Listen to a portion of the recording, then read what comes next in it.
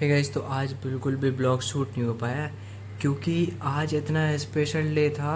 लेकिन क्या बताऊँ, इतना ज़्यादा बिजी था कि बिल्कुल भी ब्लॉग शूट नहीं कर पाया। दरअसल आज एक तो हमारे टीम के मेरा छोटा भाई गौ सेवक गोरक्षक अमन तिवारी, जो कि कोषाध्यक्ष है, हाल फिलहाल में उसे पद मिला हुआ है। हम सभी को पद मिला हुआ है। गौ माता की असीम कृपा से हम लोगों को पद प्राप्त हुआ है। तो आज उसका एक तो जन्म दिवस था, जिसके उपलक्ष्य में हम लोगों ने गौ माता को पूरी, जैसे बस्ती में हम लोग नगर में गौ माता को चारा खिलाते हैं, एक तो चारा खिलाया। लेकिन उससे भी पहले बहुत ही स्पेशल काम हुआ। वो ये हुआ कि हमारे आश्रम, हमारे मऊरानीपुर में जो आश्रम है, सतगुरु आश्रम है, सतगुरु बाबा जी का आश्रम है, जो कि मोनू अंकल जी हैं, मोनू डेंगरे जी, जो मतलब वहाँ पे उनके अंडर में है, मतलब उन्हीं का आश्रम है वो। तो वहाँ पे अभी कथा चल रही है। अभी हाल फिलहाल में वहाँ पे कथा चल रही है। श्री आचार्य पंडित कृष्णकांत जी महाराज वहाँ पे पधारे हुए हैं और उनकी कथा वहाँ पे चल रही है, जो कि वृंदावन कनक भवन ओरछा, ओरछा में उनका निवास है। वहाँ से ओरछा से प्रतिदिन वो यहाँ आ रहे हैं कथा करने। साथ ही साथ वहाँ पे शिवलिंग भी बन रहे हैं, शंकर जी बन रहे हैं, शिवार्चन भी हो रहा है। बहुत ही मतलब जहाँ पे एक पूजा पाठ हो या ऐसी चीज़ हो तो बहुत ही अलग ही वाइब आती है। मतलब बहुत ही अच्छा फील होता है, एक अलग ही एनर्जेटिक फील होता है। तो सबसे मेन चीज़ ये है, मुद्दे पे आते हैं कि वहाँ पे गए जो महाराज जी, महाराज श्री जो पधारे हुए हैं, जो कथा कर रहे हैं, हम लोग कल उनसे मिलने गए थे। उन लोगों को बताया और जो मोनू अंकल जी हैं उनको बताया। उनको तो जानकारी पहले से भी थी कि हम लोग गौ सेवा करते हैं। जैसे ही उनको बताया तो उन्हें बहुत खुशी हुई। और सबसे मेन मोटिव हम लोगों का ये था कि कथा में जो कथा होती है वहाँ पे बहुत सारी भीड़ आती है और ज़्यादातर उसमें लेडीज़ महिलाएं ही होती हैं, माता बहनें ही होती हैं। सबसे मेन चीज़ हम लोग की ये थी कि आजकल पॉलीथीन का बहुत ज़्यादा यूज़ हो रहा है और ज़्यादातर हम लोगों को जो केस मिलते हैं उसमें यही होता है कि गौ माता पॉलीथीन खा लेती है, जिसकी वजह से उनको बचाना इम्पॉसिबल हो जाता है, ज़्यादातर मौत होती है। तो घर में क्या होता है कि जो शक्करा वगैरह या कुछ भी ये खाने पीने की चीज़ होती है बाहर पॉलीथीन समेत फेंक देते हैं और गौ माता भूखी होती हैं तो ना चाहते हुए भी उन्हें खाना पड़ता है और वो लोग खा लेती है। पॉलीथीन इकट्ठी होते होते हुए प्लास्टिक इकट्ठी हो जाती है और आखिरकार उनकी मौत हो जाती है। तो सबसे मेन जो टॉपिक था, सबसे मेन जो मुद्दा हम लोगों का था वो यही था। इसीलिए हम लोगों ने उनसे बताया, ये किया। फिर उन्हें पता चला तो आज उन्होंने हम लोगों को बुलाया, पूरी टीम को, और हम लोगों को भी उनको माँ शारदा गौ सेवा की तरफ से सप्रेम भेंट देना था, जो कि 25 तारीख को सारे मेंबर्स को दिया था ये सप्रेम भेंट। तो ये महाराज श्री को हम लोगों ने दिया, गुरुजी को, शारदा की टीम की तरफ से पूरी सारे मेंबर्स के साथ। और साथ ही साथ उनका सम्मान हम लोग करने गए थे, उल्टा हम लोगों का सम्मान हो गया वहाँ पे। बहुत अच्छा लगा, बहुत प्राउड फील हुआ। गौ माता की ऐसी असीम कृपा बता नहीं सकता गाइज आपको। तो गाइज़ आप सब भी जुड़े रहना। और अगर आप सब ने भी गौ सेवा वाला पेज यदि आप लोगों ने अभी तक फॉलो नहीं किया है, सब्सक्राइब नहीं किया है यूट्यूब पे भी, तो जाके अभी फॉलो करो, सब्सक्राइब करो। गाइज़ देखिए, ज़रूरी नहीं है कि आप धन से ही सेवा करो, आप घर बैठे भी सेवा कर सकते हैं। घर बैठे भी आप सेवा का लाभ उठा सकते हैं।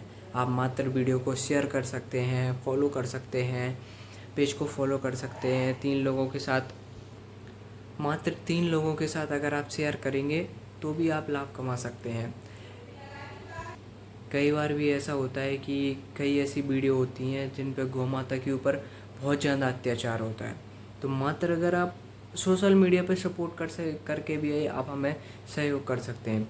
तो गाइज़ आपसे मेरी यही रिक्वेस्ट होगी कि अगर अभी भी आप लोगों ने अगर गौ माता पे या बेजुबानों पे या बेजुबान जीव होते हैं जो, उन पे अगर दया नहीं करी तो आगे बहुत ज़्यादा दिक्कत आएगी गाइस। तो मेरा तो मतलब यही है और हम लोग निस्वार्थ भाव से सेवा कर रहे हैं। लेकिन इतना ज़रूर कह सकते हैं कि हम लोग अगर निस्वार्थ भाव से सेवा कर रहे हैं तो उसके रिज़ल्ट मिल रहे हैं, है ना। और आप सब भी गौ सेवा करिए। ज़रूरी नहीं है कि आप लोग हमारी तरह टीम बनाएं फिर सेवा करें। आप घर पे बैठ के सेवा कर सकते हैं। आप मात्र एक 5 रुपए का पूरा आता है चारे का, मात्र 5 रुपये में आ जाता है। वो एक गौ माता के लिए पर्याप्त होता है। मैं ये नहीं कह रहा कि आप भर पेट खिलाओ, नहीं, आप 5 रुपये का खरीद सकते हो, आपकी कैपेबिलिटी है, खरीदो, खिला दो। वो भी नहीं हो सकता, घर में हर घर में रोटी बनती है, मात्र 1 रोटी खिला दो, 2 रोटी खिला दो, जितनी आपकी क्षमता है खिला दो। कुछ नहीं कर सकते, गौ माता अगर प्यासी लग रही है उसको पानी पिला दो, हाथ फेर दो। तो गाइस, सेवा करा करिए ऐसा। और हमारे शास्त्र में तो ये भी कहा जाता है, हमारे हिंदू धर्म में ये मान्यता है, सबसे पहले जो भोजन में रसोई में रोटी बनती है वो गौ माता के लिए ही होती है। लेकिन आजकल जो हो रहा है गाइस, वो आपको बता नहीं सकता, बहुत ज़्यादा अत्याचार हो रहा है। तो गाइस, अभी हाल में तो भाषण बहुत ज़्यादा हो रहे होंगे, आप लोग बोर भी हो जाओगे। खैर, अभी हाल में तो इस ब्लॉग को एंड करते हैं। क्लिनिक से जस्ट मैं अभी आया हुआ था और बहुत ज़ोरों से भूख भी लग रही है, तो सबसे पहले खाना खाएंगे। लगता है फेवरेट सब्ज़ी भी बनी हुई है मेरी। मिलते हैं कल के न्यू ब्लॉग में, और कोशिश करेंगे कल ब्लॉग को और इंटरेस्टिंग बनाए। कल की डेली लाइफ में क्या होने वाला, हाँ, कल ज़रूर, कल का रूटीन ऐसा होने वाला है, कल एकादशी है और सोमवार भी है, तो 2 व्रत एक साथ।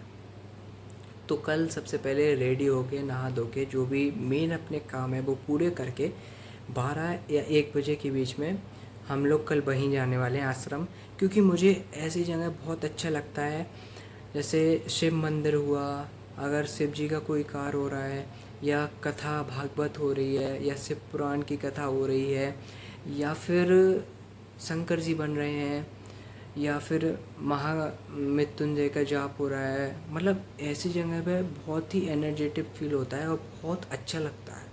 तो गाइस, कल मैं जाऊंगा, 1 डेढ़ 2 घंटे जितना होगा कथा सुनूंगा पहले, और फिर इसके बाद शिव अर्चन में भी बैठूंगा, शिवलिंग भी बनाऊंगा, शंकर जी भी बनाऊंगा, और पूरा कल जितना ज़्यादा से ज़्यादा होगा मैं अपना टाइम भक्ति में दूंगा, पूजा पाठ में दूंगा, पुण्य कमाऊंगा। तो गाइस, अभी हाल में इस ब्लॉग को एंड करते हैं, मिलते हैं कल के ब्लॉग में।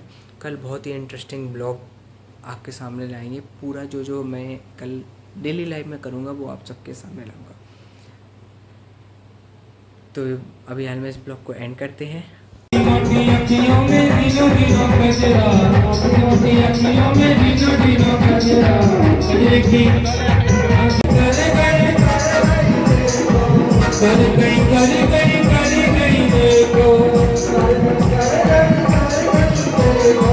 अखियाँ जादू कर गई,